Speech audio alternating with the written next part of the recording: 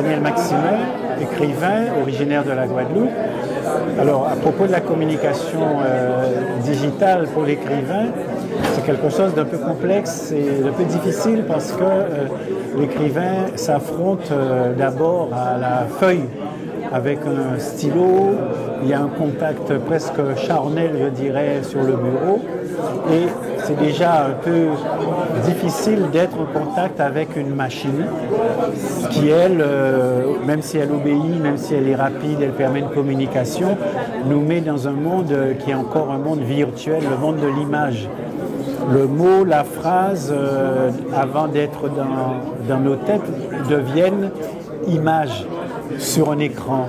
Et l'écran, comme son nom l'indique, c'est un obstacle.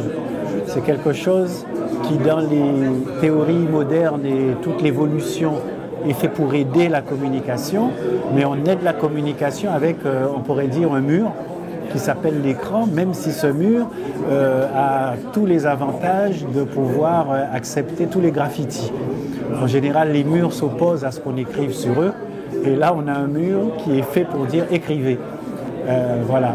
Et donc, c'est en même temps une bonne chose qui permet notamment des avancées de communication, mais c'est vrai que chacun avec son doigt, le stylo, l'écriture, le papier, son odeur, sa texture, c'est quand même complexe et difficile et on doit en fait affronter ce défi nouveau.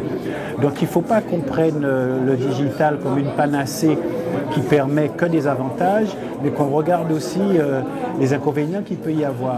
Par exemple, peut-être le rêve est-il que le digital permette d'imprimer à distance, qu'on envoie quelque chose par digital et que quelqu'un sur son imprimante, par exemple, eh bien, imprime le poème. Et le poème n'existera pas, selon moi, tant que la personne n'aura pas fait l'acte de le prendre, de le recevoir, et pas simplement de le lire sur un écran.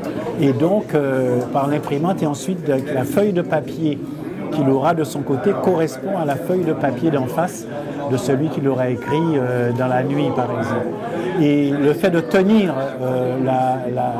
l'objet papier pour lire donne une relation directe, intime même, qui n'est évidemment pas du même ordre que la relation digitale où des millions de personnes, sinon des milliards d'habitants peuvent en même temps lire ce digital, notamment via Internet. Donc je crois qu'il y a dans la littérature, mais aussi dans l'art plastique, dans l'écriture, dans la musique, quelque chose qui est d'une relation personnelle, directe, intime entre celui qui crée et celui qui reçoit. Et le digital doit apprendre quelque part à restituer un peu cette chose. Le digital n'a pas d'odeur, n'a pas beaucoup de couleurs, c'est froid, l'objet lui-même.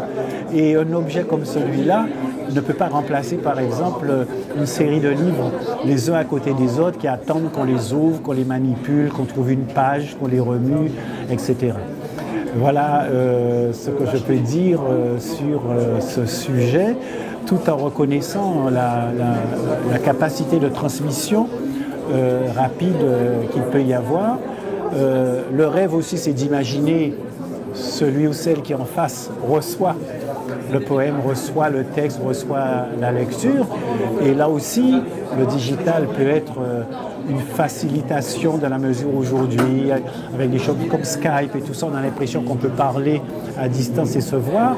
Mais encore une fois, l'objet mûr de l'écran doit toujours être perçu, non pas comme quelque chose qui est transparent totalement, mais comme quelque chose qui est une transparence qui peut faire obstacle ou un obstacle qui peut faire transparence.